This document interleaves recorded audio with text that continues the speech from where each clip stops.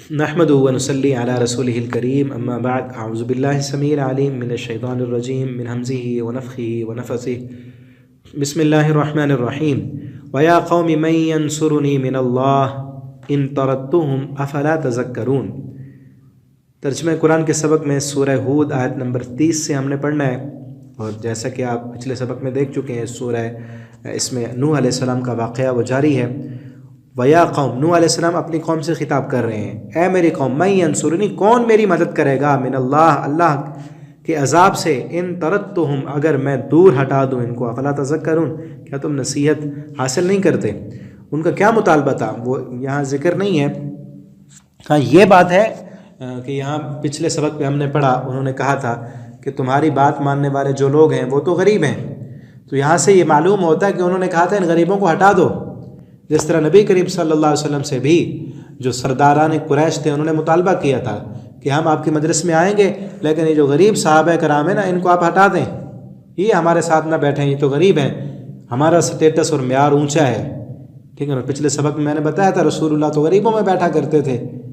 تو ان لوگوں نے بھی یہی کہا کہ آپ ان غریبوں کو ہٹائیں، ہمارے لیے الگ سے ٹائم بنائیں، پھر ہم آئیں گے، ہمارا معیار اور سٹیٹس جو ہے ان لوگوں کے ساتھ بیٹھنا نہیں ہے۔ لیکن اللہ کے ہاں معیار دنیا نہیں ہے، اللہ کے ہاں اللہ یہ نہیں دیکھتے کہ اس کے کپڑے کیسے ہیں، کلف لگے ہیں، کاٹن کے ہیں یا پھٹے پرانے ہیں،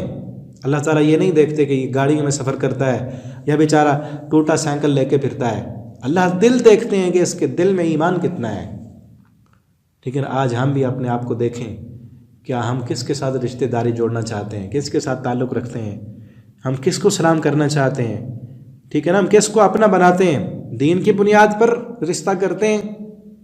دین کی بنیاد پر دوستی اور محبت جوڑتے ہیں، یا دنیا کی بنیاد پر؟ ایسا انسان کیا دیندار ہے جو نمازی ہے، اس کا دوست رشتہ دار وہ بیمار ہو، اس کو پتہ ہی نہ ہو، خبر ہی نہ ہو، گاڑیاں دیکھ کے سلام کرنے والے ہیں، کپڑے دیکھ کر، عہدہ دیکھ کر، پیسہ دیکھ کر، بینک بیلنس دیکھ کر جو ہے عزتیں دینے والے، دین دیکھ کر عزت کیا کریں۔ انہوں نے کہا کہ ہٹا دو ان کو، پیغمبر کہتے ہیں، نوح علیہ السلام کہتے ہیں، اگر میں نے انہیں ہٹا دیا تو اللہ کے عذاب سے مجھے کون بچائے گا، یہ تو دیندار ہیں، اللہ نے انہیں چن لیا ہے۔ وَلَا أَقُولُ لَكُمْ عِنْدِي خَزَائِنُ اللَّهِ، اور میں یہ نہیں کہتا تمہیں کہ میرے پاس اللہ کے خزانے ہیں۔ تم کہتے ہو کہ میں غریب ہوں، واقعتاً غریب ہوں، ٹھیک ہے نا، جیسے ہوں ویسا ہی ہوں، میرے پاس کوئی اللہ کے خزانے نہیں، میں اللہ کا رسول ہوں، اللہ کے خزانوں کا مالک نہیں۔ وَلَا أَعْلَمُ الْغَيْبَ، نہ میں غیب جانتا ہوں،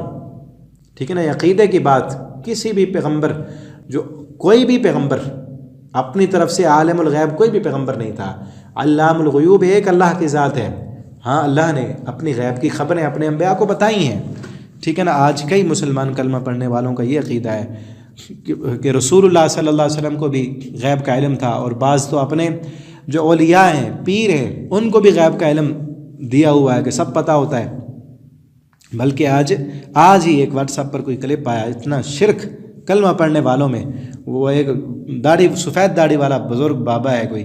اس کے پیچھے لشکر ہے پورا، اور کسی دربار پر وہ گئے ہوئے ہیں، ہاتھ اٹھا کے وہ کہتے ہیں، اس پیر کو کہہ رہے ہیں، جس طرح اللہ سے دعا مانگی جاتی ہے، ہاتھ اٹھا کر پیر سے کہہ رہے ہیں کہ آپ تو ہمارے دلوں کے حالات سے واقف ہیں، ہمارے ذہن میں کیا چلتا ہے آپ کو سب پتہ ہے، ذرے ذرے کی خبر ہے۔ یہ اللہ کی صفت ہے، اور اللہ کی صفت کسی اور کو دینا یہ شرک ہے، اور شرک کرنے والے کو اللہ تعالیٰ نے کبھی معاف نہیں کرنا۔ اللہ ہماری قوم کو توحید کی سمجھ دیں۔ وَلَا أَعْلَمُ الْغَيْبَ، پیغمبر خود کہہ رہے ہیں کہ میں عالم الغیب نہیں ہوں۔ وَلَا أَقُولُ، اور نہ میں یہ کہتا ہوں انی ملک، کہ میں فرشتہ ہوں، میں کوئی نوری مخلوق بھی نہیں۔ تم کہتے ہو کہ ہم جیسا انسان ہے، میں انسان ہی ہوں، ٹھیک ہے نا۔ اور جتنے بھی اسی صورت کے آخر میں آئے گا، اللہ فرماتے ہیں جتنی بھی ہم نے پیغمبر بھیجے سارے کے سارے بشر تھے، انسان تھے۔ وہ دوسرے مقام پر ہے، وہ کھانا بھی کھاتے تھے، بازاروں میں سفر بھی کرتے تھے، کیونکہ سمجھانا انسانوں کے ہے۔ فرشتوں کو سمجھانا ہوتا تو اللہ فرشتہ بھیجتے۔ نہ میں یہ کہتا ہوں کہ میں فرشتہ ہوں، ولا اقول، اور نہ میں یہ کہتا ہوں للذین، ان لوگوں کے بارے میں تزدری اعینکم، کہ حقیر سمجھتی ہیں جن کو تمہاری آنکھیں، جنہیں تمہاری دنیا کی سوچ حقیر سمجھتی ہے نا، کہ لا یؤتیہم اللہ خیرا، اللہ ان کو کوئی خیر نہیں دے گا، ٹھیک ہے نا۔ وہ یہ کہتے تھے کہ جس طرح دنیا میں، آج بھی دنیا داروں کو یہی ذہن ہے کہ جس طرح دنیا کی عاشیاں اور دنیا کی سہولیات اللہ نے ہمیں دی ہیں نا، پہلے تو وہ کہتے کہ مرنا ہے ہی نہیں، اور اگر کہتے بالفرض مر کر دوبارہ اٹھنا بھی ہو تو جس طرح ہمیں دنیا میں فضیلت ملی ہے آخرت میں بھی ہمارے پاس ہی ہوگا سب کچھ، ان کے پاس دنیا میں نہیں ہے تو آگے بھی نہیں ہوگا، نعوذ باللہ۔ اللہ اعلم، اللہ زیادہ جانتا ہے، بما فی انفسہم، جو ان کے دلوں میں ہے، انی اذا لمن الظالمین، بے شک میں اس وقت ظالموں میں سے ہو جاؤں گا، اگر میں نے ہٹا دیا ان کو اپنے ساتھیوں کو تو میں اس وقت ظالموں میں سے ہو جاؤں گا۔ وہ تو دل سے انہوں نے مانا ہے، قالو، تو انہوں نے کہا یا نوح، اے نوح، قد جادلتنا، تحقیق تو نے جھگڑا کیا ہے ہم سے، فاکثرت جدالنا، اور بہت زیادہ جھگڑا کیا ہم سے، یعنی اس بحث کو وہ سمجھ رہے تھے کہ ہمارے ساتھ لڑائی کی، تو نے توہین کی۔ آج بھی بڑے لوگ ان کی اگر کوئی بات نہ مانے، ان کے مزاج اور ان کے حکم کے خلاف کوئی بات آ جائے، خصوصاً اس وقت جب کسی سردار کی سرداری، اس کی چودراہٹ ختم ہو رہی ہو، ٹھیک ہے نا، یہاں سرداریاں ختم ہونے کا خطرہ تھا نا، کہ ایک اللہ کی عبادت کرنی ہے تو پھر جن کے حکم مان رہے ان کا حکم تو نہیں ماننا، پھر تو ایک اللہ کا حکم ماننا ہے۔ آج بھی کہیں پر جیسے سندھ میں سردارانہ نظام ہے، ٹھیک ہے نا، اور جہاں بھی کوئی پیر، کوئی بڑا، کوئی برادری کا بڑا ہو یا کوئی بھی ہو جو اپنا حکم منوا رہا ہو، وہاں جا کر اس کو کہو کہ ایک اللہ کے بندے اللہ کے در پہ جھکیں گے، اللہ کا حکم مانیں گے، ان الحکم الا للہ، حکم تو اللہ کا ہے، الا لہ الخلق والامر، مخلوق اللہ کی تو حکم بھی اسی رب کا، اس اللہ کے بندوں کا حکم نہیں چل سکتا، اللہ کے بندے، ہاں یہ ہے کہ کوئی قائد، لیڈر یا حکومت کا جو ایسے بڑا ہوتا ہے جیسے خلفاء تھے، وہ اللہ کا حکم انسانوں پر نافذ کریں، ان کے اوپر بھی اللہ کا حکم نافذ ہوگا، ٹھیک ہے نا۔ جو اسلامی حکومت ہوتی ہے یا اسلام کا، ہمارے ہاں ملک پاکستان میں تو جمہوریت ہے، اسلامی حکومت تھوڑی ہے۔ اسلامی حکومت کا کام یہ ہوتا ہے کہ اللہ کے حکم نافذ کرنے ہیں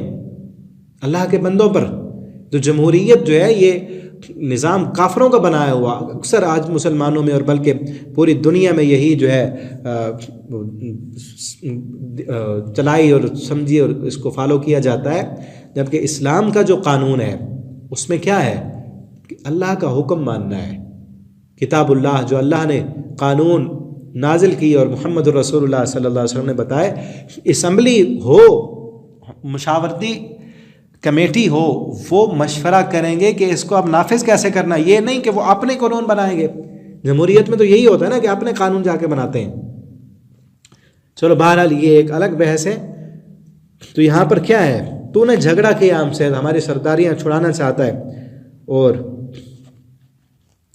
فَأْتِنَا بِمَا تَعِدُنَا، بس تو لے آ جس کا تو نے ہم سے وعدہ کیا۔ نوح علیہ السلام نے وعدہ کیا تھا نا کہ اگر نہیں مانو گے تو اللہ کا عذاب آئے گا، تو لے آ اس عذاب کو، ان کنت من الصادقین، اگر تو سچوں میں سے ہے، اگر تو سچا ہے نا تو پھر وہ اپنا عذاب لے کے آ۔ قال انما یأتیکم بہ اللہ، نوح علیہ السلام نے کہا کہ بے شک اس کو اللہ لائے گا اگر اس نے چاہا، وما انتم بمعجزین، تم اس رب کو عاجز کرنے والے نہیں ہو، نہ ہی اس عذاب کو تم پھر ٹال سکو گے۔ ولا ینفعکم نصحی، اور نہیں فائدہ دے گی تمہیں میری نصیحت، ان اردت تو، اگر میں ارادہ کروں کہ میں تمہیں نصیحت کروں، ان کان اللہ یرید ان یغویکم، اگر اللہ یہ چاہتا، اللہ نے یہ فیصلہ کر لیا ہے کہ وہ گمراہ کرے تمہیں، یعنی تم اس حد تک پہنچ چکے ہو کہ اب تمہارے دلوں پر مہر لگا دی ہے رب نے، تو میں تمہیں ہدایت نہیں دے سکتا۔ ہوا ربکم، وہی تمہارا رب ہے، وإلیہ ترجعون، اور اسی کی طرف تم سب نے لوٹ کر جانا ہے۔ ام یقولون افترا، کیا وہ کہتے ہیں کہ اس قرآن کو گھڑ لیا ہے آپ نے؟ قل، آپ ان سے کہیں، ان افتریتو، اگر میں نے اسے گھڑا ہے نا، فعلی اجرامی، تو مجھ پر ہے اس کا جرم، وانا بریء، اور میں بری ہوں، مما تجرمون، جو تم جرم کر رہے ہو، اگر میں نے گھڑا ہے تم اس کا جرم مجھ پر، اور اگر گھڑا نہیں ہے اللہ نے بھیجا ہے، جو تم جرم کر رہے ہو کہ اس قرآن کو نہیں مانتے، تو اس کا وبال تو تم پر ہوگا۔ تو یہاں تک رکوع بھی کمپلیٹ ہوا، آگے انشاءاللہ اگلے سبق میں ہم پڑھیں گے۔ السلام علیکم ورحمۃ اللہ وبرکاتہ۔